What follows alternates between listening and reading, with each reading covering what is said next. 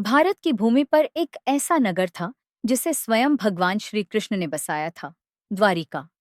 यह सिर्फ एक नगर नहीं था, बल्कि वैभव, धर्म और संस्कृति का अद्भुत प्रतीक। लेकिन समय ने ऐसा मोड़ लिया कि वही नगर सागर की गहराइयों में समा गया। आखिर क्यों, कब और कैसे डूबी द्वारिका? आज हम उस रहस्यमयी घटना का वृतांत जानेंगे। नमस्कार दोस्तों, आपका स्वागत है फिर से एक बार हमारे YouTube चैनल पर। अभी तक आप सबका बहुत प्यार मिल रहा है। कई वीडियोस में व्यूज लाखों पार कर गए हैं। अपना प्यार इसी प्रकार बनाइए रखें। तो चलिए आज जानते हैं कि भगवान श्री कृष्ण की नगरी द्वारका कब और कैसे डूबी। हालांकि द्वारिका के समुद्र में समा जाने की कहानी पौराणिक कथाओं और पुरातात्विक खोजों दोनों में ही दर्ज है। इसके डूबने के पीछे क्यों, कब और कैसे जैसे सवालों के जवाब इन दोनों ही दृष्टिकोणों से मिलते हैं। द्वारका क्यों डूबी? पौराणिक कारण। महाभारत के अनुसार द्वारका के विनाश के पीछे मुख्य रूप से दो श्राप थे। पहला श्राप, गांधारी का श्राप। एक मां के हृदय से निकली ज्वाला। महाभारत का महायुद्ध समाप्त हो चुका था। कुरुक्षेत्र की भूमि शांत थी, पर यह शांति श्मशान की थी। हस्तिनापुर के राजमहलों में विजय का कोई उत्सव नहीं था। केवल विधवाओं का करुण विलाप और पुत्रों को खो चुकी माताओं की सिसकियां गूंज रही थीं। इसी शोक संतप्त वातावरण में योगेश्वर श्री कृष्ण, जिनके अधरों पर सदैव एक सौम्य मुस्कान रहती थी, हस्तिनापुर पधारे। वे महाराज धृतराष्ट्र और महारानी गांधारी को सांत्वना देने आए थे। जैसे ही कृष्ण गांधारी के कक्ष में पहुंचे, उन्हें एक मां के क्रोध और असहनीय पिद्दा का सामना करना पड़ा।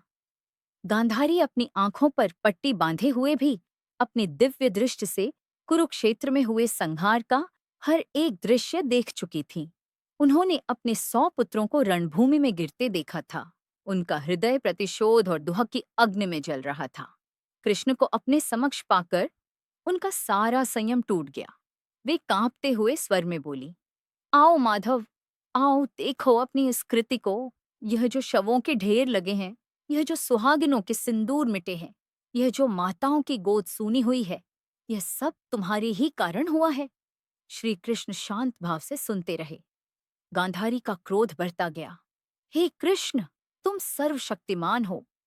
तुम चाहते तो यह महाविनाश रोक सकते थे।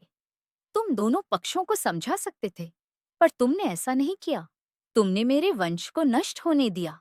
तुमने जानबूझकर पांडवों का पक्ष लिया और मेरे पुत्रों को मृत्यु के मुख में धकेल दिया। गांधारी के शब्द किसी बाण की तरह चुभ रहे थे। उनकी आंखों से अविरल अश्रुधारा बह रही थी। अपने पुत्र दुर्योधन को याद कर उनका कंठ रुंध गया। उन्होंने अपनी पूरी शक्ति बटोरकर अपने पतिव्रत धर्म और तप की समस्त ऊर्जा को अपने शब्दों में पिरोकर कहा, हे वासुदेव, जिस प्रकार तुमने मेरे कुल का नाश अपनी आंखों के सामने होने दिया है, उसी प्रकार मैं तुम्हें श्राप देती हूँ। आज से ठीक 36वें वर्ष तुम्हारा समस्त यदुवंश भी इसी तरह आपस में लोड आचकर नष्ट हो जाएगा। तुम्हारे कुल के पुरुष एक दूसरे के रक्त के प्यासे हो जाएंगे।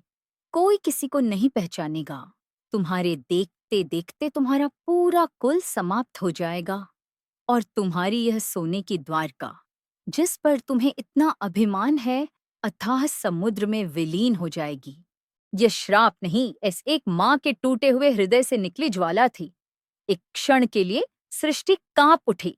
सबको लगा कि सर्वशक्तिमान कृष्ण इस श्राप को विफल कर देंगे या क्रोधित हो उठेंगे, पर ऐसा कुछ नहीं हुआ। भगवान श्री कृष्ण के मुख पर वही सौम्य मुस्कान थी।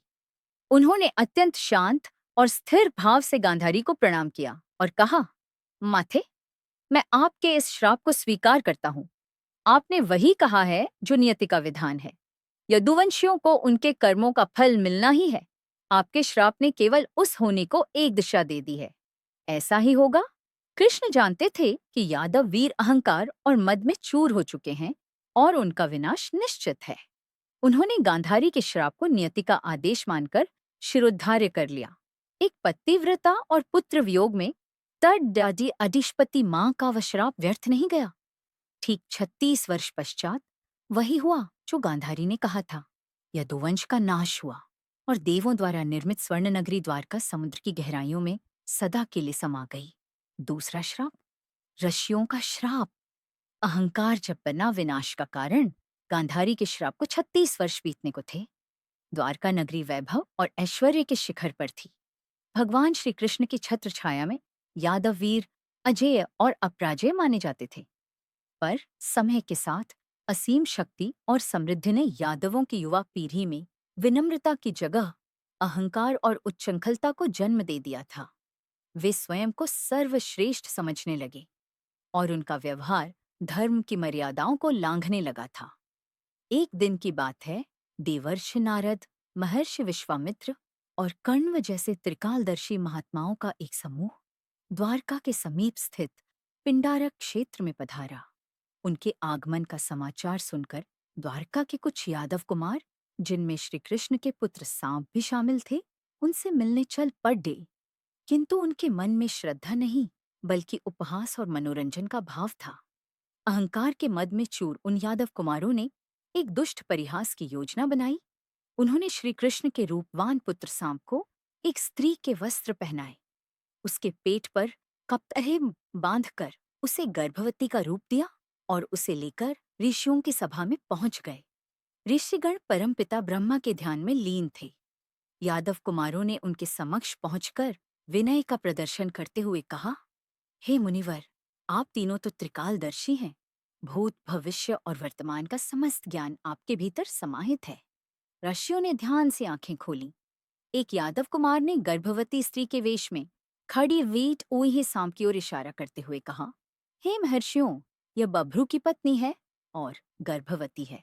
यह अत्यंत लज्जाशील है, इसलिए स्वयं आपसे कुछ पूछ नहीं पा रही।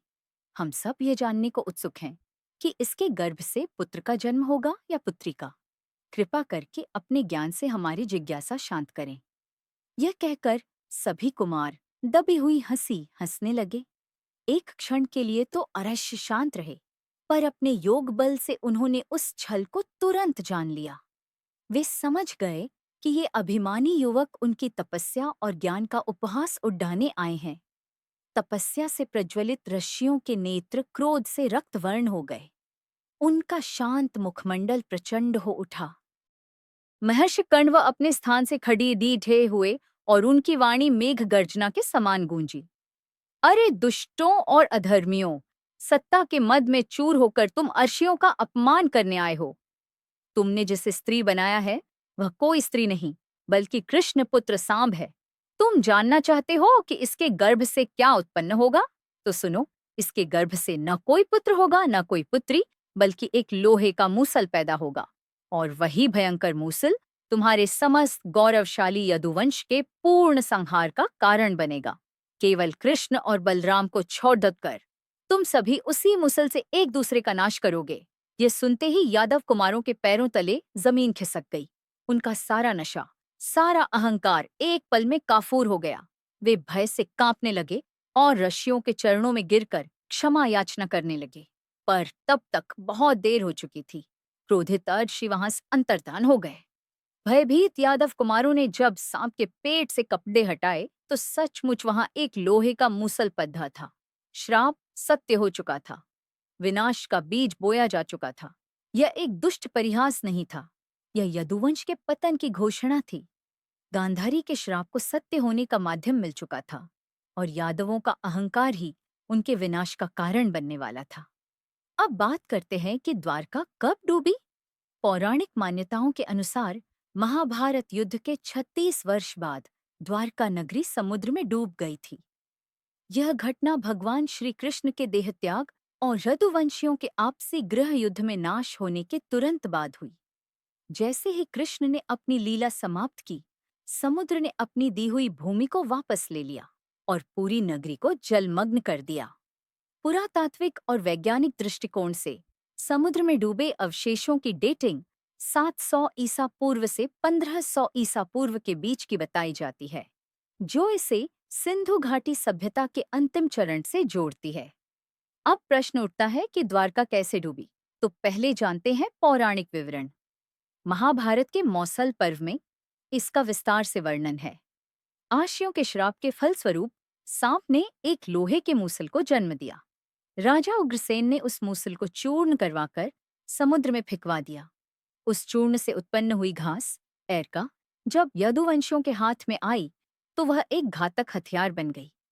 प्रभास क्षेत्र में उत्सव के दौरान मदिरा के नशे में यदुवंशी आपस में लड़ने लगे और उसी घास से एक दूसरे का संहार कर दिया। इस गृह युद्ध में यदुवंश का नाश होने और भगवान कृष्ण के परम धाम गमन के पश्चात अर्जुन ने द्वारका वासियों को हस्तिनापुर जाने के लिए कहा। जैसे ही लोगों ने नगर छोड़ा, समुद्र का जलस्तर अचानक बढ़ गया और एक विशाल लहर ने पूरी स्वर्ण नगरी को अपनी आगोश में ले लिया। अब जानते हैं वैज्ञानिक और पुरातात्विक दृष्टिकोण। समुद्री पुरातत्व विभाग द्वारा किए गए शोधों से द्वारका के अस्तित्व और उसके डूबने के प्रमाण मिले हैं। समुद्र के जलस्तर में वृद्धि। वैज्ञानिकों का एक मत है कि हिमयुग की समाप्ति के बाद धीरे धीरे समुद्र का जलस्तर बढ़ने लगा, जिससे विश्व के कई तटीय शहर जलमग्न हो गए। द्वारका भी उन्हीं में से एक हो सकती है। टेक्टोनिक गतिविधियां। कुछ भूवैज्ञानिक यह भी मानते हैं कि इस क्षेत्र में हुई किसी बड़ी टेक्टोनिक हलचल या भूकंप के कारण भूमि धंस गई होगी, जिससे शहर समुद्र में समा गया। सुनामी जैसी किसी प्राकृतिक आपदा की आशंका से भी इनकार नहीं किया जा सकता। पुरातात्विक साक्ष्य। 1980 के दशक में डॉ.एस.आर. राव के नेतृत्व में भारतीय पुरातत्व सर्वेक्षण (ASI) ने समुद्र के नीचे अन्वेषण किया। इस खोज में समुद्र की गहराई में पत्थर की विशाल दीवारें, गढ़, स्तंभ और बर्तन मिले, जो एक विकसित शहर के अवशेष होने की पुष्टि करते हैं। ये अवशेष आज भी इस बात का प्रमाण हैं कि कभी यहाँ एक समृद्ध नगरी हुआ करती थी, जो अब जल में विलीन हो चुकी है। ये जानकारी यही समाप्त हुई। आशा है कि आपको ये जानकारी पसंद आई होगी। अब अगले वीडियो में मिलते हैं अगली जानकारी के साथ। तब तक अगर आपको किसी अन्य विषय पर कोई जानकारी करनी है तो बताएं। हम उसी विषय पर स्पष्ट जानकारी के साथ एक और वीडियो बनाएंगे, खास आपके लिए, जिसमें आपके नाम का वर्णन जरूर होगा।